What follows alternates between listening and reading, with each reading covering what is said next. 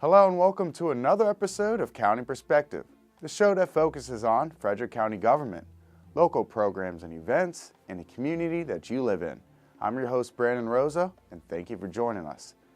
There have been lots of things happening around the county recently, so let's start things off with some recent news from Winchester Hall. County officials and staff members from Parks and Recreation broke ground this month for the brand new Othello Regional Park. Othello Regional Park will be located off of Maryland 180 in Knoxville. When it opens in 2020, the county park will feature 2 baseball fields with lights, an artificial turf field, 3 multi-purpose fields, a playground, 4 picnic shelters, restrooms, walking trails, benches, and more. Wonderful. It was wonderful. I am so pleased to see so many people. Well, it is a regional park, and like those other parks, it will be built in many phases. So after this, what we broke down on today is completed. There's 4 other phases to come after this. Oh, the community is really going to enjoy this. This part of Frederick County has no regional parks. There's a shortage of ball fields in Frederick. People are looking for trails and things to do in a park, and this is going to bring it all together for people. I'm even very excited about the idea that we can have horseback riding trails in this part of the county, and the people with horses are really looking forward to that. I'm really excited that we have good space for our young people to get out and exercise and have fun and learn how to win and lose in life. And I think it's great. This part of the county does not have the kind of facilities we have in other parts of the county. For whatever reason, it just hasn't developed here as quickly. But this is going to be a well-used park, and it's going to really be appreciated by those of us who live in the southern part of the county. If you didn't get the chance to make it to the groundbreaking ceremony, FCG-TV will be airing it on channels 19 and 1085 and on Frederick County Government's YouTube channel. For more information about Othello Park, visit recreator.com or call 301-600-1646. The first day of school is important to many teachers and the 43,000 students who are enrolled in Frederick County Public Schools. In honor of the first day of school on September 4th, School Superintendent Dr. Teresa Aubin and County Executive Jan Gardner visited several Frederick County Public Schools, including Oakdale High, New Market Middle, and Oakdale Elementary School. During the tours, Executive Gardner and Dr. Aubin spoke with several bright young students and spent some time with teachers in the classrooms. FCG-TV was with Executive Gardner and Dr. Aubin. Let's hear what they had to say. We went to Oakdale High School, and students were excited and engaged and already learning in their classes. We got to observe students in a variety of settings, from environmental science to leadership class. And the students were already working on their projects. And at the middle school, we have a lot of first-time 6th graders, and they're learning their way around the school, learning how to use their locks on their lockers. Well, this year, we're looking at our largest enrollment ever, over 42,000 students coming through our doors today. So we've been working all summer preparing for this day. You can feel the excitement and the energy in the air. There are a couple of new things in our schools this year. We are implementing a visitor management system. That's just one of the many things we're doing to make sure that our schools are safe and that we are looking out for the safety of our students. We will have a lot of our students who are embarking on new course opportunities, entering a new school, and as always, our hope for the year is that every student reaches their full potential, has an engaging and exciting school year, and becomes an empowered learner. For more information on Frederick County Public Schools, visit fcps.org. Community members gathered at Winchester Hall on Thursday, September 6th for the 4th annual open house to celebrate Arts and Education Week. 16 students from kindergarten through 12th grade were selected to have their artwork displayed in Winchester Hall, the home of Frederick County government. The students' artwork shows creativity, imagination, talent, and some guidance from their teachers. I was at the event on Thursday and had the chance to speak with some attendees. Let's take a listen. I did a flower with leaves on it, all from imagination, because I like flowers and I like how to draw them. I ended up doing an owl, and when I was putting on the eye, I smudged one of the stars, and then I put another line over it, and then it made like glowing stars, I guess. I used paper, oil pastels, paint, and forks. It's really quite fabulous. They're really incredible artists. I love to talk to the students about how they came up with their ideas and how they picked their medium and how they picked their whatever they were going to do. I think it's just really fun, and we really appreciate having this art here in Winchester Hall because it brightens our day, it brightens our hallways, and all the citizens that come into Winchester Hall and the people who work here really enjoy this art. We always try to do this in coordination with Arts and Education Week. Art is an important part of the curriculum. We wrap it into a variety of things through the school system, and it helps students to learn creativity and problem solving. It's a skill they can carry throughout the rest of their life, and it's also enjoyable. It really adds to quality of life. If you would like to watch the entire Frederick at its Best Art in Winchester Hall ceremony, FCG-TV will be airing it on Channel 19, Channel 1085, and on Frederick County Government's YouTube channel. Are you an aging adult looking for a healthy meal? Well, FCG-TV has teamed up with the Senior Services Division to create a cooking program just for you. Let's see what's cooking in the kitchen this week with Kitty Devilbiss. This is a healthy carrot cake. It has lots of healthy ingredients in it, good fruits, and of course carrots. We're going to start by mixing our liquids. We begin with 1/3 cup plus 1 tablespoon of vegetable oil. I put that in my measuring cup first because when we add the honey next, the oil is going to coat the measuring cup and make the honey and oil easier to pour into our dish. We're adding 1/3 cup of honey. That'll add flavor. That goes into our mixing bowl, and that honey poured right out because the oil was coating it. We add 1/4 cup of hot water, and then we're going to add our spices. We begin with a teaspoon of cinnamon,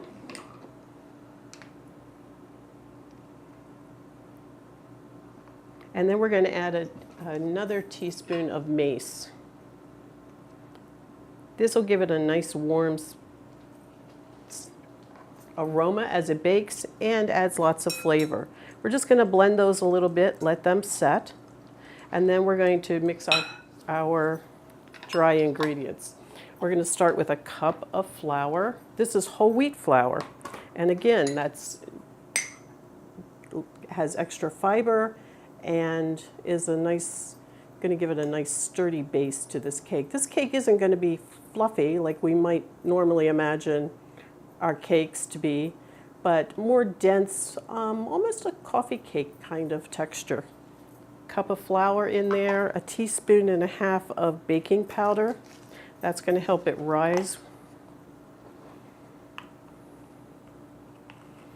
And give it a little bit of lift there. I'm using a 1/2 teaspoon measure, so we did drop 3 of those in there. Once that's blended together lightly, we're going to add that to our liquid ingredients.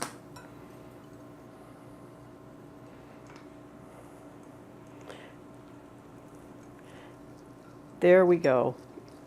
It's going to be kind of lumpy. Again, it's going to look kind of like a coffee cake. Drop 2 eggs in there. Again, that's going to help it raise just a little bit. And now we add the carrots. So you could grate carrots. You could buy carrots and grate them. I'm cheating today.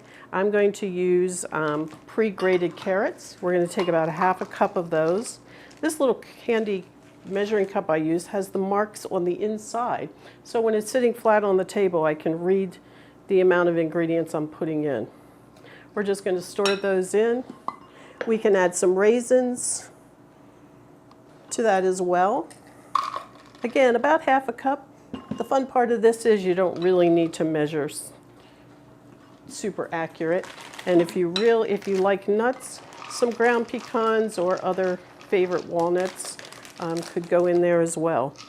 All of those get mixed in there. We're going to stir it up. It's got a nice texture, doesn't it? It's full of raisins, carrots, and walnuts in that batter. Once they're blended, we're going to put them into our baking pan. This baking pan's been floured and greased and floured. One trick to make sure your cake comes out is to add a circle of wax paper and grease and flour that as well. And it will come out, your cake will always come out. We're going to transfer our batter to the cake pan, spreading that out.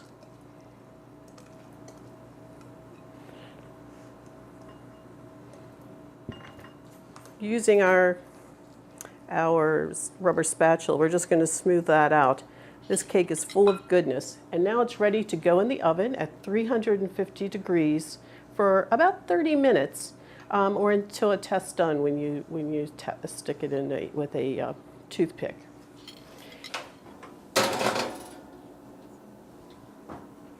As that bakes for a half an hour, it'll come out looking like this.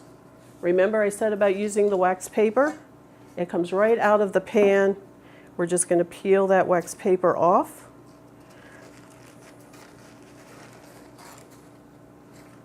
And place our cake right on the serving plate. Now this could be served just like this, or we can make a tasty topping of glazed carrot garnish to go on top of that cake. I'd like to show you how to make that next. Now that our carrot cake is out of the pan and cooling, we're going to make a different kind of topping to go on it. We're going to start with 2 tablespoons of butter, and to that we're going to add a ½ teaspoon of cinnamon. We're going to let that cook a little bit until it mixes. We can just use a spoon to stir that together. Get that butter melted. And on this hot burner, it's going to go pretty quick. As that bubbles up, we're going to stir in a ½ cup of carrots. Again, I'm using those shredded carrots that I got at the market, and a ½ cup of pecan pieces. Those are the same ingredients in the cake, but this little bit of sugar and butter is going to give them a little glaze and give them a little bit of sweetness that our cake really doesn't have a lot of, except for the honey. We're going to let those cook like that for about 5 minutes or so. We just want those carrots to get soft, and we want everything to get coated with the butter and start to soften a bit. Doesn't that look pretty? I like the color and the textures in this particular topping, because it's a little bit different. I think this would be good too. This could be you could use the same sort of topping on maybe with some vegetables. You could try some, maybe instead of carrots, you could try sweet potatoes, cut in strips. That's just going to cook a bit like that. After it's browned and cooked, can you hear it sizzle? It's goodness there. After that's browned and those carrots have gotten soft, it's time to serve our cake. We're going to just cut a wedge of this.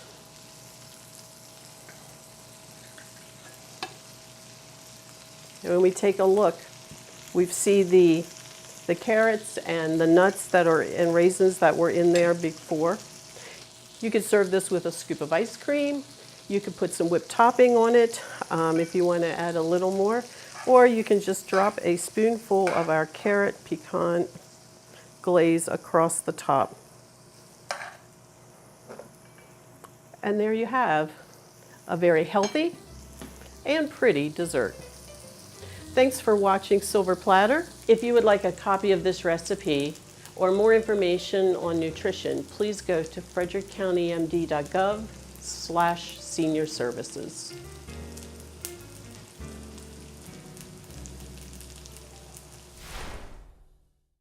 We're going to take a quick break, but stick around. We have plenty more coming up on County Perspective.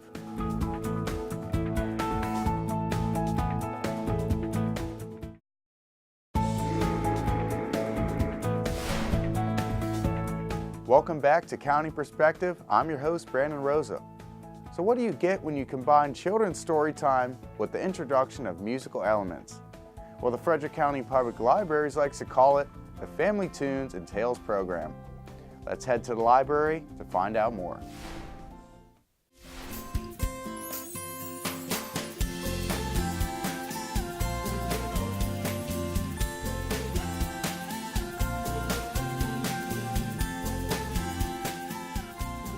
So Family Tunes and Tales was actually a brainchild of another librarian at Urbana. Her name is Robin Monaco, and she plays with the Frederick Symphony Orchestra. And so she started by bringing orchestra members into the library to do what was known as a symphony story time. And then in 2016, we actually wrote a grant. Robin worked with another librarian at Brunswick, Sarah Schau, to write a grant to the Community Foundation and to the Frederick Arts Council. And that resulted in a part of the Family Tunes and Tales program that you see today. The grant we wrote this year was to the Frederick Arts Council, and that brought in an additional part of Family Tunes and Tales, known as Global Music Makers. So the overall umbrella is Family Tunes and Tales, and then what falls underneath of that are the Symphony Story Times. That partners a librarian with a Frederick Symphony Orchestra member, and they read a story and the music plays along with that. And those programs are hosted at all 8 branches on a rotating basis. Both Music Makers and Music Makers Junior are very scripted programs that you read a book and you have activities that go along with the book. Global Music Makers is more like a petting zoo, providing kids with the opportunity to play different instruments from around the world. And they can be hosted at any time in any library. It's all about access for the kids. We're giving them the opportunity to play instruments they may never see. So we have Tibetan meditation bowls, we have accordions, we have the drum rattles, the Japanese drum rattles that they can twist and play. And so they get to experience some instruments they may have only ever seen on television, not items they might get to play either at home or even in a school setting. Yeah, there is a tie between reading or learning how to read and then music education. Anytime that the kids have to work together or they're experiencing new things, it broadens their horizons, it broadens what they are seeing and what they're experiencing, which makes them open to new situations in the future. So certainly, if you're interested in participating in a Family Tunes and Tales program in your local branch, just go to fcpl.org or call your local library. It's time to take a trip over to the Animal Control Center and make some new friends. Let's find out who's looking for a new home in this episode's featured pet.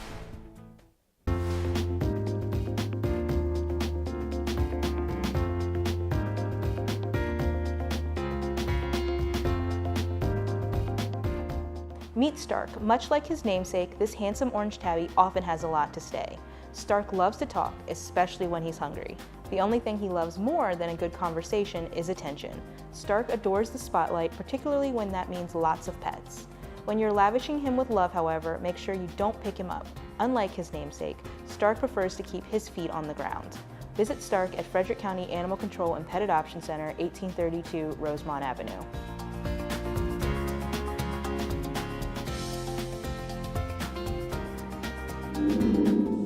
Even with summer winding down, there are still plenty of things to do in Frederick.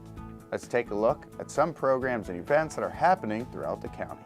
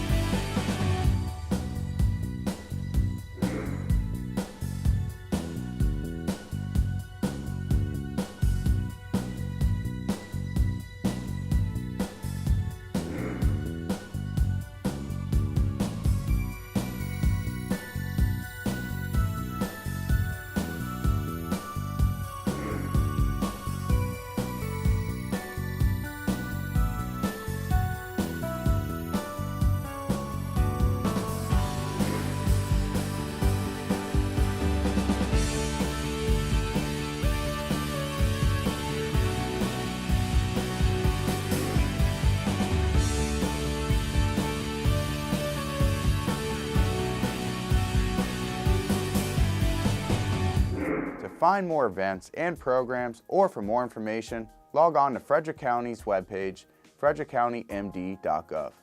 Now at the end of our show, we'd like to mention a few things our viewers should keep an eye out for in upcoming weeks. The annual Great Frederick Fair is back. The fair kicked off on Friday, September 14th and runs through the 22nd. The fair has all kinds of exciting rides, attractions, and this year there are several informative displays from Frederick County government. Frederick County's Office of Economic Development will have a homegrown Frederick winery, brewery, and distillery showcase in Building 13. The Farm and Garden Building will host the Farm Family of the Year event.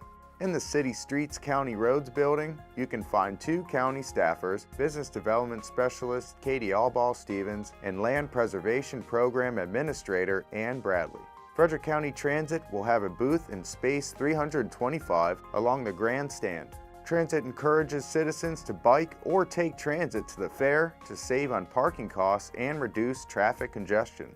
For those who would like to take transit to the fair, the 40 connector stops right along East Patrick in front of the fairgrounds, and the East Frederick shuttle stops in Monroe and travels down Highland Street. On Wednesday, September 19th through the 22nd, the shuttle will run from the Transit Center up East Patrick Street to Monocacy Boulevard and will finish the loop on South Street. For more information about the Great Frederick Fair, visit thegreatfrederickfair.com.